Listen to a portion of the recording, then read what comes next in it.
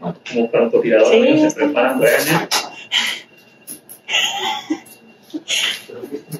Bueno, hoy vamos a ver un tema, no está tan largo, pero vamos a ver el tema de hasta el esto se va a dividir en lo que es una introducción, la epidemiología, generalidades, etiología, la fisiopatología, una clasificación, manifestaciones clínicas, diagnósticos para finalizar el tratamiento. Los objetivos de esta plática va a ser conocer la clasificación de ADOS para la lesión axonal difusa. Vamos a también a revisar un poco sobre el manejo de esta patología y vamos a describir la presentación de la lesión axonal difusa. Vamos a tener también con una pequeña introducción que el daño axonal es causado principalmente por traumatismos craneoencefálicos. De estos traumatismos craneoencefálicos, aproximadamente del 40 al 50% de los pacientes van a tener algún daño de axonal difuso. Este daño axonal difuso se va a caracterizar porque van a ser pequeñas lesiones cerebrales con un diámetro menor a 15 milímetros. Estas se van a localizar principalmente en lo que es la materia de delimitación, de lo que es la materia blanca y gris, y las estructuras de la línea media. Esto se va a dar también por los cambios de aceleración y de desaceleración que se originan en un traumatismo craneoencefálico. Principalmente van a ser los ocasionados por accidentes automovilísticos, por la misma fase de rotación que se hace durante la cinemática del trauma. Vamos a tener que la importancia de esta enfermedad va a ser que en 10% de los pacientes que presentan una lesión de un traumatismo craneoencefálico, de este 10% que presenta la lesión axonal difusa, aproximadamente el 25% de estos pacientes van a resultar en lo que es la muerte de los pacientes. En Estados Unidos se encontró que las lesiones cerebrales traumáticas van a ser la principal causa de muerte y discapacidad. Esto también va a ser principalmente en lo que son los niños y los jóvenes en su edad en la etapa más reproductiva de las personas. Por lo mismo, se va a considerar a la lesión axonal difusa como una epidemia silenciosa, ya que esta va a ocasionar problemas tanto sociales para el paciente y su familia, y tanto para la economía. Se calcula que alrededor de un año se pierden aproximadamente $60,000 millones en las consecuencias de lo que pueda causar esta enfermedad. Y se calcula también que aproximadamente 7 millones de personas al año van a sufrir algún traumatismo craneoencefálico. Vamos a tener que las lesiones traumáticas las vamos a poder dividir en la escala de coma del Glasgow en tres partes. Bueno, en tres clasificaciones. Las leves, que van a ser con una escala de coma de Glasgow de 13 a 15, que van a ser la mayoría de estos pacientes. Las moderadas de 12 a 9 y las graves con una puntuación de grado de 8 a 3. Clínicamente las vamos a encontrar, pueden ser desde una alteración neurológica leve hasta llegar al coma de nuestro paciente. Los síntomas vamos a encontrarlos principalmente en los pacientes que ingresan con una lesión cerebral traumática grave, con una escala de coma de grado inicial de menor a 8. Como ya les había comentado, la principal causa van a ser los accidentes automovilísticos por la alta velocidad y la característica de la cinemática del trauma. Esta se va a ocasionar por la aceleración y la desaceleración que va a provocar el impacto, como así decirlo, y estas lesiones se van a llamar por cizallamiento. En estas vamos a encontrar también, como ya les había mencionado, que se van a dar en tres partes, principalmente en lo que es la delimitación de la lesión de la masa blanca y gris, en el cuerpo calloso y en el tronco cerebral.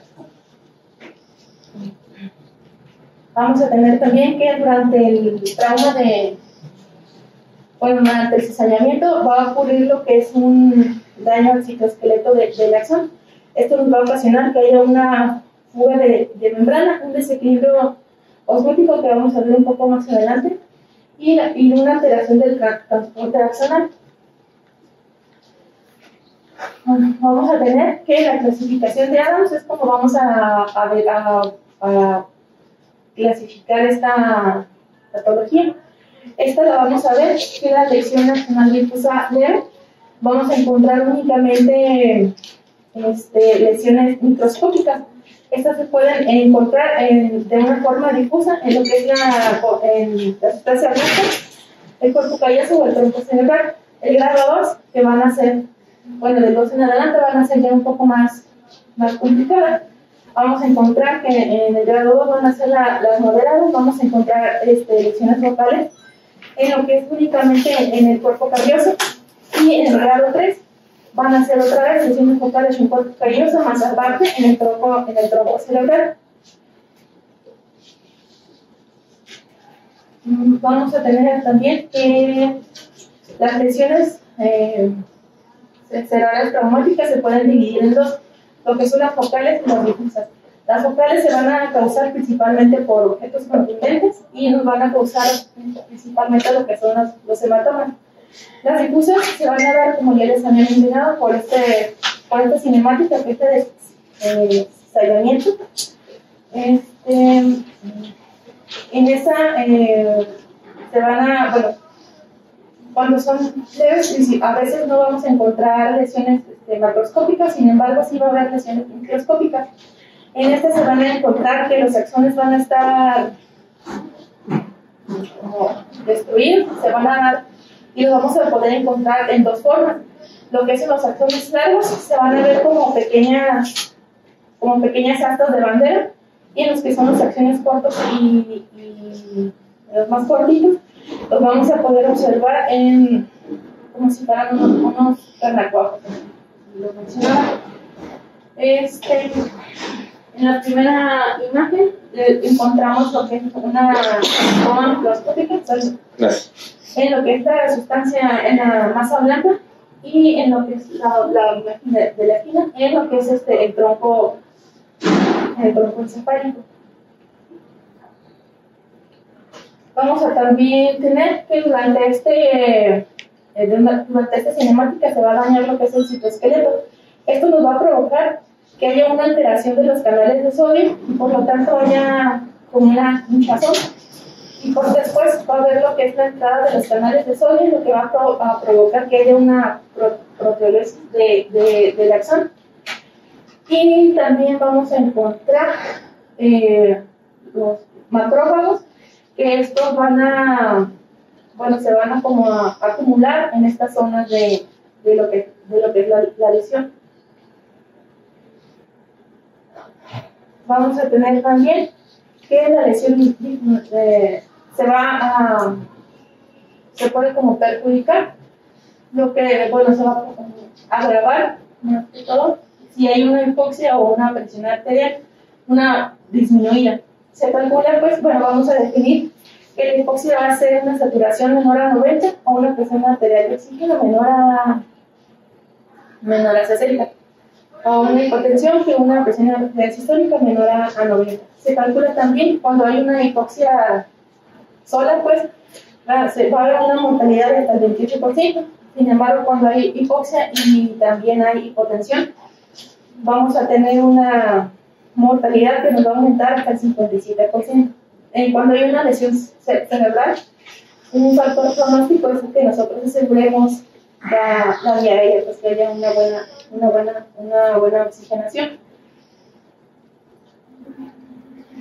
Otra parte también que tenemos que tener, bueno, que tenemos que cuidar va a ser la glucemia, porque se ha visto cuando hay una hiperglucemia, esto va a aumentar lo que es la cascada de catecolaminas y también nos va a inducir lo que es la acidosis láctica. En contrario, cuando hay una hipoglucemia, también vamos a encontrar que hay necrosis y principalmente se va a encontrar que es en el caudado, en el putamen y en el hipocampo. Bueno, las manifestaciones clínicas se van a dar principalmente por el grado de afección que va a haber en lo que vamos a, bueno, por el grado de afección que hay en estas lesiones. En las leves, como ya habíamos mencionado, se pueden ir hasta, bueno, pueden ser algo así como, bueno, a ver si leves, como que sea una fatiga, cambios de alteraciones en la memoria, en las funciones ejecutivas, como es la velocidad del razonamiento y del procesamiento cognitivo. También podemos encontrar lo que son alteraciones del estado de ánimo, como puede ser depresión o irritabilidad, y dolores de cabeza también. En cuanto a las graves, estas se pueden confundir, ya que principalmente esos pacientes pues van a llegar con nosotros, generalmente pues llegan intubados, y podemos, se puede confundir pues con el estado el diagnóstico se puede atrasar por el estado de sedación de nuestro paciente. Aquí vamos a encontrar que ya va a haber más afección, vamos a encontrar que hay daño en los pares craneales, podemos encontrar oftalmopedia, problemas olfativos, gustativos, disfagia, hemiparesia o tetraparesia. También si se daña lo que es la zona del hipocampo y del hipotálamo, perdón, y la hipófisis, vamos a encontrar lo que también es trastornos metabólicos y neuroendocrinos.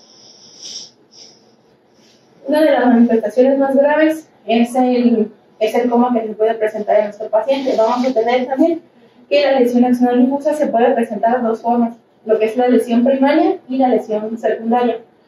Se dice también que la lesión primaria, se hizo un estudio con changos, en los que se les indujo a una fuerza de cizallamiento. En esto se encontró que la lesión primaria les ocasionó a los changos, les ocasionó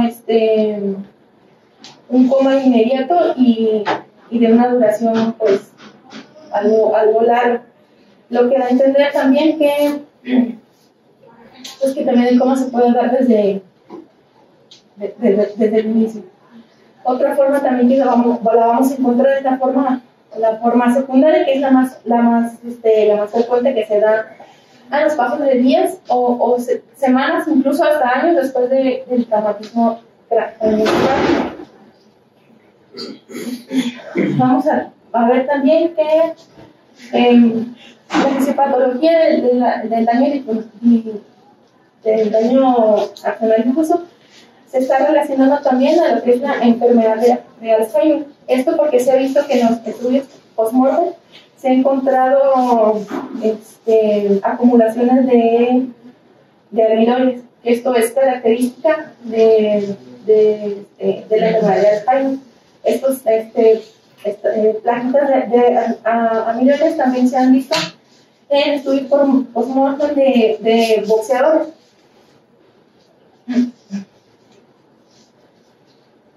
Bueno, ¿cómo vamos a hacer nuestro diagnóstico de una lesión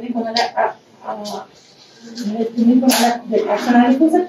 Pues principalmente esta se va a basar en lo que es los hallazgos clínicos, que como ya los mencionamos hace poquito, y los hallazgos radiológicos. Se ha visto también que la tomografía tiene resultados falsos negativos, por lo cual no es como el mejor estudio para valorar nosotros si nuestro paciente presenta alguna lesión.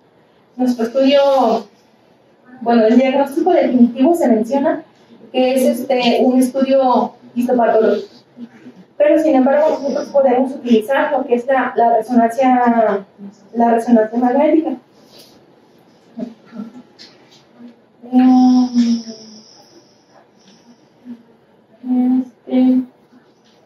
Bueno, el diagnóstico también lo vamos a encontrar principalmente en la secuencia sensible a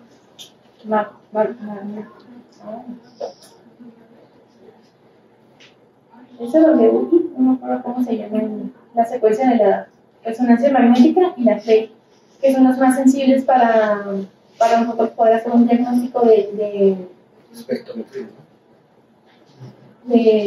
la lesión axonal difusa.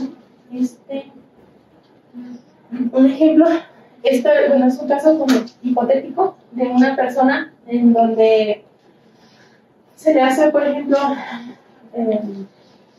cuando hay una SI por hemorragia, la tomografía es muy sensible. Por ejemplo, vamos a encontrar las zonas así muy fácil, ¿no? En cambio, si nosotros con la tomografía vemos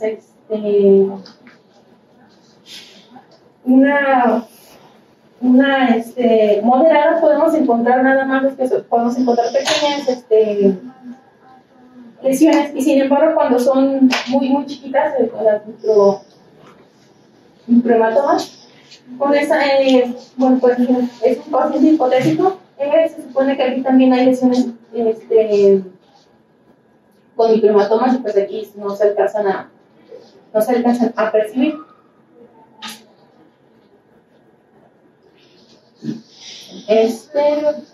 Aquí, bueno, son varias secuencias de imágenes de resonancia, en donde se puede ver las diferentes las diferentes clases de lo que son las resonancias magnéticas. Aquí, por ejemplo, vamos a encontrar que se van a ver más condensadas en lo que es más claras en lo que es la imagen de FLEI. Y esta es una tomografía de una paciente que sufrió un accidente automovilístico de 39 años. Acá también, bueno, bueno, esta es una de una niña de 11 años, también que fue tomada 3 días después de su accidente.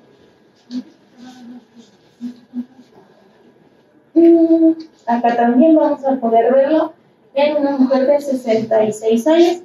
Esta fue tomada 4 días después del accidente. También vamos a ver que pues no siempre se van a formar luego.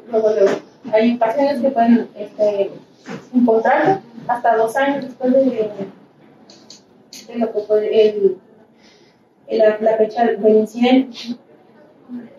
Aquí esta es una imagen de un niño de 15 años, después también de un accidente de tráfico. Y aquí también ya nos marcan las diferentes secuencias. Creo que esta es de 2 y no se alcanza a percibir con mayor facilidad. En cambio, ya en las otras secuencias pues ya podemos ver más claramente pues, lo que es los daños que vamos a encontrar.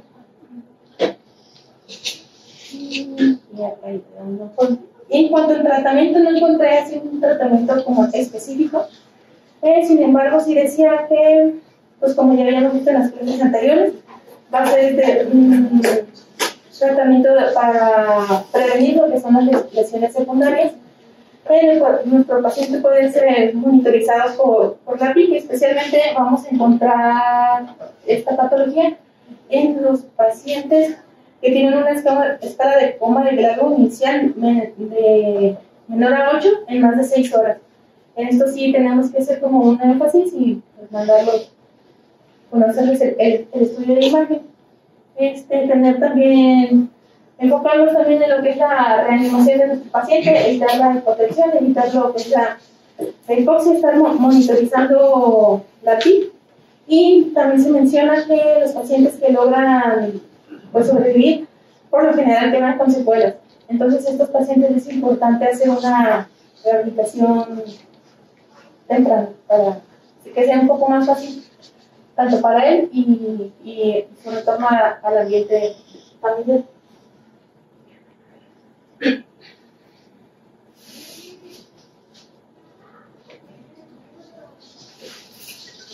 como ya habíamos visto, pues principalmente va a ser cuidar la piel y mejorar el flujo sanguíneo cerebral. Las complicaciones que puede perder a nuestro paciente pueden tener disautonomías y discapacidades que van a alterar su calidad de vida. Y pues el pronóstico pues, por lo general es malo, y más porque no existe algún tratamiento específico. Pues,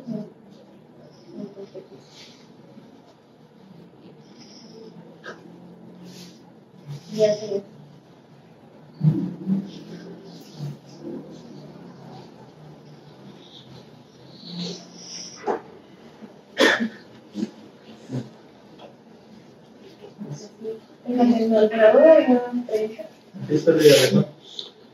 Quería agregar que la clasificación de Adams, pues a pesar de que es la utilizada para clasificarlo, pues de manera consistente se ha visto que no tiene correlación con el pronóstico del paciente. Pues eso ha llevado a que se estén buscando biomarcadores, ¿no? Que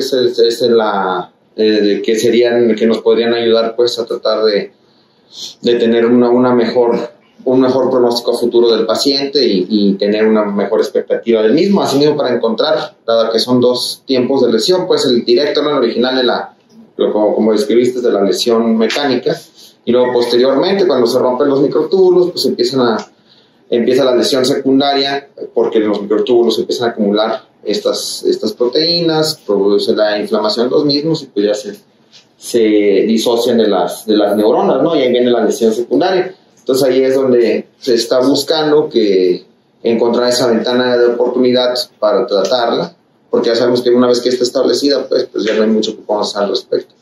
Entonces se sospecha que podría ser en las primeras 6-7 horas que se podría encontrar una ventana de oportunidad ahí, pero no se ha encontrado algo, ¿no? Se han estado buscando agentes que pudieran ser de utilidad. Hay modelos experimentales, pero hasta el momento pues nada todavía para humanos, pues. Como comenta, además, pues sí, y eso de la fisiopatología, que hay que están recomendadas, que es el daño directo, que es la azotomía primaria, y la azotomía secundaria, que es toda la cascada inflamatoria de los cambios moleculares posterior a la ruptura de los microtúbulos axonales, que toda esta alteración y todo el daño que va a causar la azotomía secundaria se asemeja mucho a la patología de la enfermedad de Alzheimer, como mencionó Mariana, que se cree que los boxeadores tienen riesgo por la acumulación de la proteína beta-amiloide, que es un precursor del mieloide. Y en base a esto, pues se ha investigado actualmente, están investigando biomarcadores que nos pudieran orientar hacia el diagnóstico de daño axonal difuso o daño axonal traumático, que es como le dije, recientemente se está ya definiendo. ¿Cuáles son estos marcadores? Pues son los mismos marcadores que se utilizan para el diagnóstico de la enfermedad de Alzheimer, que es el beta-amiloide, que puede ser sanguíneo o el líquido cefalorraquídeo. El líquido cefalorraquídeo tiene que encontrar disminuido porque las placas están adheriendo se van a encontrar depósitos en el sistema nervioso central, entonces el líquido cefalorraquídeo se van a encontrar disminuidos. O la proteína tau, que la proteína tau pues es un componente de estos microtúbulos axonales. Estos se van a encontrar elevados. Estos son dos biomarcadores que nos pueden también, que se están estudiando para el diagnóstico de daño axonal difuso. Y la clasificación de Adams, también como mencionaste, sí se utiliza, pero no se encuentra validada. Sí se ve que hay cierta relación con las alteraciones histopatológicas, que es el estándar de oro, pero no se encuentra validada para el diagnóstico de daño axonal difuso. Bueno, voy a retomar tantito lo del pronóstico que comentó Alemán. Si realmente hay metaanálisis y estudios que intentan asociar el grado de lesión axonal con el pronóstico funcional del paciente, y no hay una asociación clara, únicamente creo con un estudio en el que se asoció, pero nada más con la lesión grado 2, las lesiones que están en el cuerpo calloso. De ahí en fuera, realmente casi todos los pacientes, de los 100, el 90% van a tener un buen pronóstico pues, funcional a largo plazo. Más que nada, está más asociado el Glasgow con el que ingresa el paciente, obviamente a menor Glasgow, pues una lesión más severa. Probablemente tenga una lesión axonal difusa pues, más severa, que por algún estudio de imagen no se alcanzó a diagnosticar, porque pues igual hay inconsistencia, ¿no? En cuanto a eso. Y pues se asocia más con el pronóstico largo inicial que toma el paciente. Y en cuanto a los biomarcadores, hay un estudio hace creo 2 años que asocia los niveles de colesterol HDL con el pronóstico funcional del paciente. Esto pues por el componente, ¿no? O sea, la necesidad, ¿no? de las cantidades de colesterol para la producción de mielina. Y pues sí se vio una asociación que los pacientes que tenían HDL bajos, pues a ellos eran los que presentaban un peor pronóstico independientemente del grado de lesión axonal que se presentaban. ¿Y eso por qué? Pues es un componente, o sea, el colesterol HDL es un componente para la producción, o sea, la síntesis pues, de mielina. Entonces, no está bien claro y no lo dice porque no fue como que el objetivo del estudio. Si la deficiencia del colesterol es porque no hay suficiente colesterol para la síntesis de mielina o se está intentando, ¿no? Como que generar mielina en un intento, ¿no? Como que por regenerar. Ajá, pero pues sí se vio una asociación. Pues tendría cierta lógica, ¿no? Porque en teoría cuando hay la lesión axonal difusa, en teoría pues es por un proceso de cizallamiento y te provoca una degeneración waleriana, ¿no? Tal cual así se menciona cuando lees los artículos de fisiopatología. Sí, pudiera ser. No hay más al respecto, es como que una ventana. También agregarla, bueno, pues originalmente se menciona mucho la relación de la lesión axonal difusa con la pérdida prolongada del estado de conciencia. Y se había estado, se manejaba que el grado de lesión axonal difusa pudiera estar causando esto. Sin embargo, eso ha sido cuestionado últimamente y parece tener mayor importancia la zona en donde se encuentra que la extensión de la lesión axonal difusa. Entonces, relacionándose más con lo que son el tallo cerebral, lesiones que afectan el tallo cerebral, que afectan la región talámica, o una lesión axonal difusa que abarca todo un hemisferio, por ejemplo, con la pérdida, con la pérdida del estado de conciencia, más que con una clasificación, pues, como la de Adams, o con la cantidad, sino más bien la zona se está afectando, sería lo que pudiera estar más relacionado con una pérdida prolongada de la conciencia en el paciente. Y la otra observación también se había habido cierta esperanza que la administración de la ciclosporina pudiera tener alguna ayuda o pudiera ser algún beneficio, pero pues ya se ha demostrado que no tiene por el momento indicación, pues. ¿Y los esteroides? Tampoco se ha visto que mejoren nada. ¿Y la mantadina? ¿La citrato de magnesio? ¿Sí o no? Sí. No es por lo que comentas, de hecho para eso es el debate, pues, sí, las ideas, pues, de hecho, es un punto interesante. Sí, porque al final acabo ya tocando ese punto, igual como me había comentado en la clase de TCE en general, ¿verdad? Que había por ahí unos estudios defendidos de lo que es la mantadina, a dosis de cada 12 horas, por estudios pero personas con TCE traumático, con más que nada con lesiones localizadas, hematomas, hemorragias y todas las contusiones tipo, en pacientes que salían con estado mínimo de conciencia o con estados comatosos, en los cuales había una recuperación más rápida a 6 meses, una tasa de recuperación más rápida en la policía de rehabilitación, que terminaban con lesión axonal o con estado mínimo de conciencia, o como independientemente quizá la causa por la que haya derivado, pero donde me fijé más, provenían más los estudios del TCE, que no era, digamos, axonal difuso, aunque creo, daban por entendido, ¿verdad?, que por los mecanismos que suceden, como sucede muy errático el mecanismo del TCE, ¿verdad?, no solamente va a ser una contusión de intraparenquimatosa probablemente por aceleración y desaceleración, sino que por las fuerzas de cizallamiento per se también hay un cierto grado de lesión axonal difusa, donde sí había recuperación, pero en el momento que retiraban la mantadina, volvía a la misma tasa, hacia la misma tasa de recuperación a la misma velocidad que el grupo control. y que requería pues darle más tiempo y más estudios al uso de la mantarina. Del sulfato de magnesio no había leído como tal algo específico sobre sus usos en este contexto, pues sabes que como neuroprotector y lo demás en el sustento teórico, pero un ensayo que comparara recuperabilidad o pronóstico y lo demás no lo había leído todavía a profundidad. Pues sí, el uso de, por decir, en el ensayo que yo leí del New England, o sea, sobre el uso de la mandarina como tratamiento para la lesión axonal difusa, dice que pues, en realidad no te sirve para todos los pacientes y que no se los tienes que dar porque la mortalidad al final de cuentas, si se la das o no, es la misma.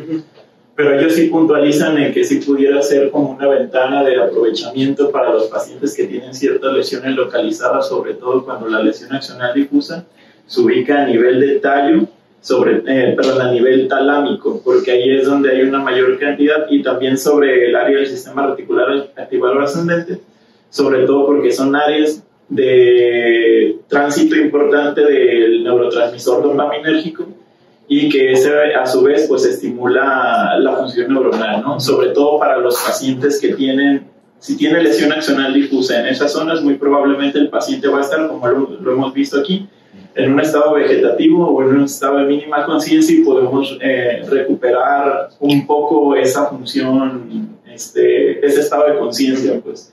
Pero si es una lesión axonal difusa, como bien lo dijo Alemán, donde abarque ya una mayor cantidad de fibras, sobre todo córtico-talámicas, un mayor porcentaje, pues no te sirve tanto, pues porque esas vías generalmente no utilizan ese neurotransmisor como estimulante, pues.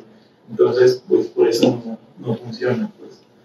Aunque sí es importante para nosotros, llevar al paciente el resonador, hacer el diagnóstico, ver dónde está identificada la lesión, y pues bueno, con base en ese resultado, pudiéramos dar o no el fármaco, pues. Me parece interesante porque el estudio que yo realizaba en mantarina era en general con pacientes en estado mínimo de conciencia vegetativo, así como comatosos, y en la recuperación con la mantarina, que sí se había visto que recuperaba una tasa más rápida de recuperación, incluso del despertar y de con el conectar, ¿no? Pero no lo había leído, como te comenta, en lesiones muy específicas de lesión axonal difusa, que es algo interesante, pues, porque se puede aprovechar de acuerdo a la localización de las lesiones y el efecto teórico del medicamento, ¿verdad? Volver a optimizar pues, las neurotransmisiones de manera local, ¿verdad? Que nos permitan esa mejoría, por más transitoria, en lo que se apega el paciente a la rehabilitación, entre otras cosas. A mí me gustó mucho la clase de Mariano. Yo toqué algunos puntos cuando tomamos la clase de PC la otra vez, más para que no eran cosas para que no se ignorara pues, esa cuestión de la lesión axonal difusa. Y como comenta Alemán, hay pacientes, ¿verdad? Sobre todo en la encefalopatía pugilística, que cuando empezaron a hacer los estudios de por qué los boxeadores terminaban con 7 grados de demencia o con alteraciones cognitivas del área de la memoria, en el Alzheimer, y por qué también otros soldados, sobre todo por explosiones y por ondas expansivas, empezaron a desarrollar el mismo tipo de problemas, ¿no? El fútbol americano. Se dieron cuenta de lo mismo que ya comentaron, ¿no? Que las mismas personas que desarrollan lesión axonal difusa, los traumatismos crónicos, igual de golpe tras golpe, presentaban histológicamente el mismo tipo de lesión que los pacientes con Alzheimer, aunque en esos no hubiera anteriormente antecedentes de trauma craneoencefálico ni nada por el estilo. Y lo mismo, la acumulación de placas de amiloide y proteínas tau. Y como comentaban, entonces, aquí la pregunta era que, probablemente en los estudios de imagen, los TCE leves, era sobre todo eso, porque los TCE leves, que no había depresión de estado de conciencia, al final, ¿cómo podían diagnosticar o por algún otro método que había ciertamente un grado de lesión traumática cerebral? En el caso de lesión axonal difusa, es por ahí donde viene este estudio de los biomarcadores de proteínas tau, el líquido cefalorraquídeo y proteínas beta amiloides séricas y el líquido cefalorraquídeo, para poder demostrar de que pese a que el paciente cursó con un traumatismo craneoencefálico leve, se fue a su casa, no se le dio más seguimiento, pues al final terminaron con una lesión axonal difusa que al final van a presentar manifestaciones, depende del área de lesión, pues a mediano o quizá un largo plazo más a posterior.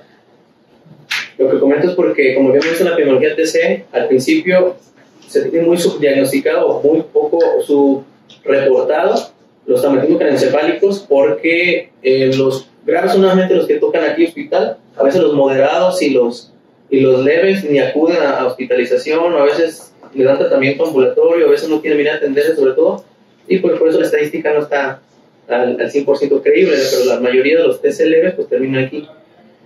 Y recordando que pues, las fuerzas de cizallamiento hay de 3 tipos, ¿no? De rotación, de traslación y de desaceleración, ¿no? De contragolpe y de desaceleración, que son los mecanismos que había comentado. Había puesto una imagen del prime de Nature donde venían los 2 tipos de lesiones, el axonal, que bien comentadas por tracción de los axones, ¿verdad? Donde se rompen los microtúbulos y se cesa el transporte axonal, y obviamente como es el golpe es muy errático, pueden seccionarse diferentes áreas.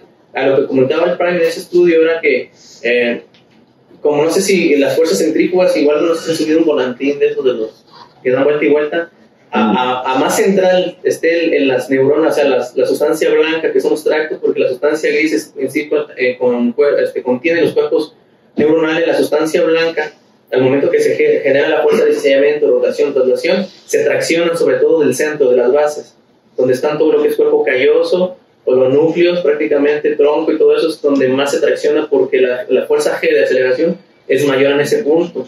Es por eso que encontramos la mayoría de las lesiones de axonales difusas en esa área de la sustancia blanca, que se encuentran a través de lo que es el resonador de difusión, en la imagen potencial en difusión, porque pues, el mecanismo de la imagen en difusión, potencial en difusión, es ver prácticamente en movimiento de agua en vivo cómo se distribuyen las moléculas de agua a través de los haces de los axones, en teoría, ¿no? Y si hay una erupción axonal, pues el agua no se ve paralela, sino como que se perpendiculiza ahí pues en el sitio de lesión, y pues es donde se resaltan las lesiones en la tomografía, que como bien comenta Alemán también, es de que no se correlaciona con la clasificación de Adams, porque yo creo que impacta más en el sitio, o sea, los sitios donde más funciones importantes desarrolla el cerebro, que es sobre todo tronco, que es en el nivel del tronco, de los tallos y del sistema reticular activado ascendente. Pero por eso los pacientes, al menos con lesiones axonal difusa, terminan en estados de coma por la tracción del sistema reticular activado ascendente, aunque realmente visiblemente no tengan tanta patología traumática estructural hacia ese nivel, sino que se desconectó el sistema a ese punto. Pues ahorita también de lo que comentaba Yut, pues de eso que decías, no, bueno, me pareció interesante que estaba viendo lo de la lesión axonal difusa y de lo que dicen de los jugadores de fútbol americano. Pues realmente pues fue muy controversial, ¿no? Decían que era incluso antiético, que permitían que siguiera el deporte, porque las fuerzas con las que se pegaban, incluso con los cascos, eran similares a lo que decían que en la naturaleza, por ejemplo, ¿cómo se llama? Los mentores estos, los que pican los árboles, los carpinteros, los pájaros carpinteros también sufren. En teoría deberían sufrir ese tipo de lesión, pero ellos evolucionaron, tienen la lengua alrededor del cerebro, tienen una lengua enorme y tienen una protección así alrededor del cerebro, ¿no? Entonces, pues realmente ese tipo de fuerzas son las que someten los jugadores de fútbol. Entonces, pues no estamos hechos el ser humano está hecho para aguantar ese tipo de fuerzas de manera repetitiva.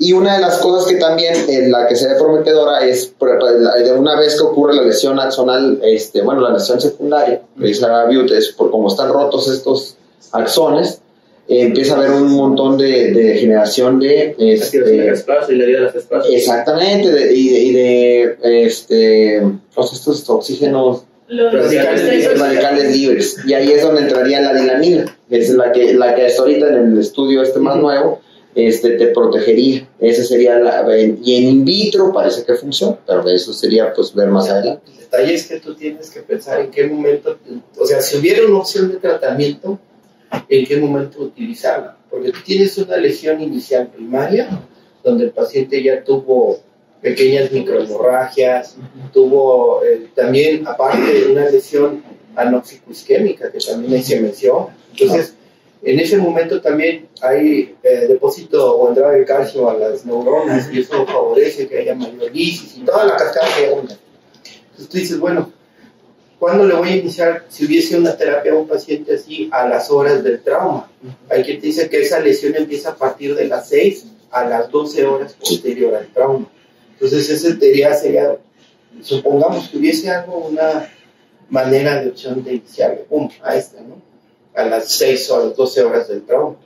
Y el problema es que todos los pacientes con trauma no puedes, bueno, sería lo idóneo decir, bueno, sabes que en lugar de llevarlo a una tomografía, lo llevo a una resonancia. Y yo ya sé desde ahí el pronóstico que me espera para ese paciente. Porque como lo que hemos visto, ¿no? O sea, llega el paciente, le haces tomografía, todo el protocolo evoluciona y a los días le haces una resonancia donde efectivamente clínicamente tú estás viendo que el paciente está en un estado vegetativo.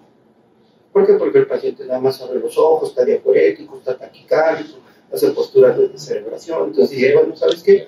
Pues el paciente no va a evolucionar bien. Y eso implicaría formar el detalle del pronóstico funcional a los siguientes meses, ¿no? Que es lo que a veces tienes que tratar de entablar, qué pronóstico le espera a este paciente. De hecho, eso podría servir como un criterio de aceptación, pues, ¿no? a nuestra terapia, pues, si el pronóstico es demasiado sombrío. Una cosa que me llamó la atención, por ejemplo, no sé si aquí disponemos de esto, pero vi que las imágenes de resonancia con tensor de difusión vendrían siendo las que están como que reemplazando el gold estándar, ¿no? de las imágenes de resonancia magnética de difusión, nada más, pues, que no sé si aquí las manejamos, porque incluso pues tienen mucha mayor. Sí, porque te miden, te pueden llegar a medir sustancias, ¿no? Sorbitol y cosas así. Y obviamente que las de Tesla 4, Tesla 5 y la nueva resonancia magnética, pues tratamientos específicos. Y como comentabas ahorita, por eso la importancia que le estaban dando a estudiantes CLB que terminaban con daño funcional difuso y buscar biomarcador de daño temprano para establecer algún tipo, ¿verdad?, de protección neuronal en ese momento, porque los jugadores de fútbol muy poco recibieron síntomas, muy pocas veces fueron al médico y no sé si en controles periódicos de que tuvimos un juego muy tremendo, no vamos a hacer una resonancia magnética todos, ¿no? No se hace como algo así, ¿no? Y al final todo era post-mortem, todo era en retrospectiva, a ver el daño acumulado, que era similar a los pacientes de Alzheimer. Sí, entonces, por eso estaban interesados en buscar el marcador de daño temprano, que los TCLB ni siquiera así que surgieron asintomáticos de cierta manera, pues comenzaron a rastrear síntomas, a lo mejor también a diferentes niveles, todos los comentaron, ¿no? Emocionales y los síntomas de deterioro cognitivo temprano y todo eso, porque pues son cuestiones que no se han investigado hasta que le empezaron a dar seguimiento a los estudios post-mortem. En general, como dicen, no es muy, son como todo el neurocrítico, son ventanas de oportunidad. Si las pierdes, pues ya después solamente es cuidar los daños, ¿no?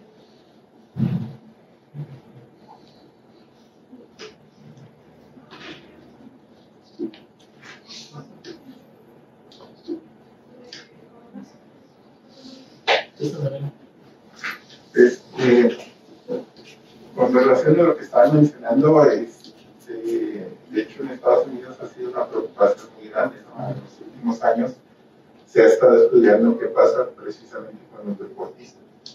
Inicialmente eran los boxeadores, ahora se están estudiando los jugadores de fútbol americano, cada vez se estudian más. De hecho, en Boston se fundó una institución para estar evaluando cerebros de jugadores que fallecen y donan su cerebro para estarlos estudiando.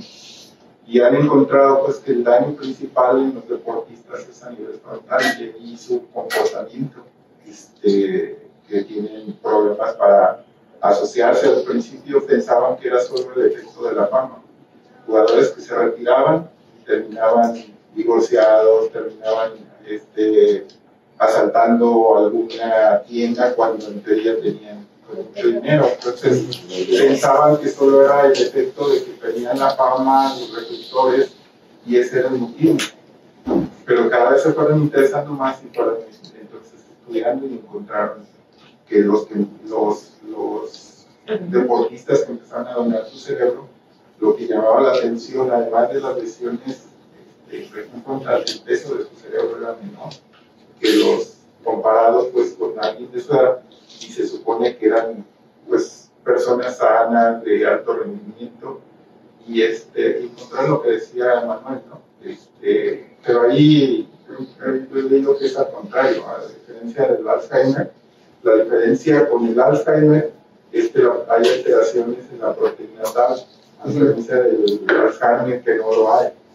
Entonces parece que esa es la diferencia en lo que ahora le han nombrado como la encefalopatía traumática crónica, que es la que sufren principalmente los jugadores de fútbol americano, ¿no? Y esto a pesar de que han tratado de modernizar los cascos, hacerlos en teoría más resistentes, no han evitado que sigan apareciendo casos así, al grado de cuestionarse si debería de seguir el deporte como tal, ¿no? Con los mismos impactos que tienen los jugadores.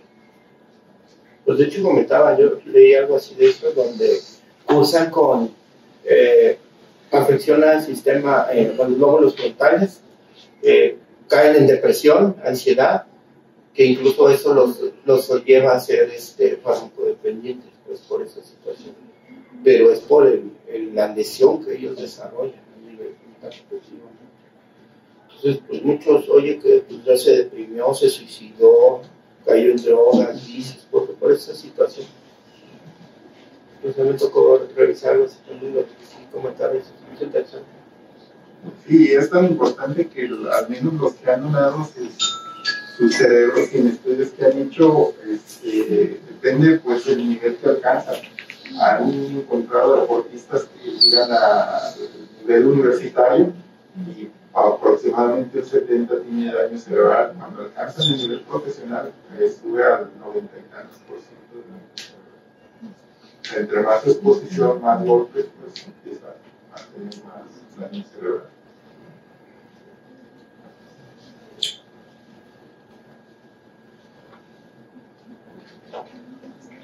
A mí me gustaría agregar respecto a la epidemiología, que muy probablemente es más alta de lo que detectamos aquí, pues, que no le hacemos resonancia a todos los pacientes. Y ya nos habían dicho que no se asocia directamente al pronóstico. Entonces, muchos de los pacientes que nosotros tenemos aquí con trauma de cráneo severo, que en la tomografía no se ve nada, que eventualmente tiene una evolución favorable y los mandamos a piso, muy probablemente ese paciente tuvo algún grado de lesión axonal difusa, que pues no lo mandamos a histopatológico, no le hicimos biopsia y no le hicimos resonancia tampoco. Entonces, tener en consideración que tendemos a hacer nosotros la resonancia, como dijo ella, el paciente que ya no se despertó después de que lo operó el neurocirujano. Ya pasaron los días, ya le dice tu manejo de neurointensivo, de lo protegiste al cerebro lo más que pudiste, y al final el paciente pues clínicamente no tiene una evolución favorable y ese es el que le hacemos la resonancia para buscarle la lesión axonal. Pero también tener en consideración que hay muchos de los pacientes que tenemos aquí que no les hicimos resonancia también van a tener algún grado de lesión axonal difusa, que les tocó la suerte de que les fue bien. De hecho todos la van a tener, solamente que los problemas que son diferentes grados. Diferentes localizaciones. El problema también va a ser que en una resonancia no lo puedes usar como, pero yo creo que no puedes usar como screening, como decía Arturo, para decir cuál ingresa y cuál no. Porque si puedes estar dejando para los pacientes. Sí, de hecho, el estudio que mencionó Mariana de los changuitos, que les daban el trancazo en la cabeza y luego veían que les pasaba, a la hora del examen patológico, pues vieron que muchos changuitos que estaban como si nada tenían lesión axonal difusa. Pues puede que tenga lesión axonal difusa en la resonancia y al final le vaya bien. Pues por eso, como dice el doctor, no creo que sea el esquema. Lo meto porque no quiero. No, porque es probable que el que tenga la lesión le pueda ir bien al paciente. Como hay muchos factores asociados, de que si le vaya bien o le vaya mal, no lo puede excluir con la Sí, que se me hizo rara esa historia de los changuitos. Jorge. No, pero así pasa, o sea, tú puedes ver tomográficamente una lesión catastrófica y el paciente lo ve. De hecho, a mí me tocó una vez un chavo que se rinde una llanta de un tráiler, se le reventó la llanta y le pegó la cabeza. Prácticamente le voló medio cráneo. Terminó con una lobotomía el chavo y cuando dijimos, le va a ir muy mal, ¿no? Veías la tomografía, mucho sangrado, isquémico el cerebro, no. Despertó y recuperó, yo creo, el grado a 12 puntos, ¿no? De hecho, incluso nos sorprendió porque podemos estructurar. Entonces, efectivamente, va a depender de la profundidad, localización y lo severo de la lesión. Entonces, desgraciadamente, pues lo que haces, ¿no? Es la tomografía ya en una situación tardía, ¿no?